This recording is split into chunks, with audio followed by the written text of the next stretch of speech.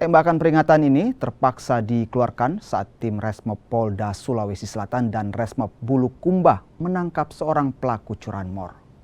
Pelaku yang diketahui residivis ini sempat melawan dan mencoba kabur saat akan ditangkap di rumahnya di Kecamatan Tompo Bulu, Kabupaten Bantaeng.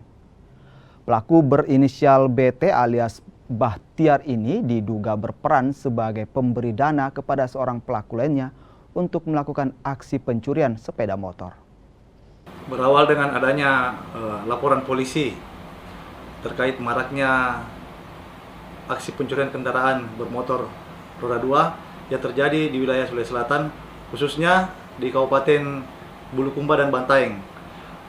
Dari Satresmob bersama dengan Reskrim Polres Bulukumba melakukan pengajaran terhadap penada hasil kejahatan ini, yaitu BT, dan anggota berhasil melakukan penangkapan di wilayah Tompo Bulu, Kabupaten Bantaeng. Dari hasil interogasi dari tersangka BT, kami mendapatkan beberapa keterangan, yaitu yang bersangkutan sudah menerima barang kejahatan berupa kendaraan rembang roda 2 dari IP ini sebanyak 13 unit.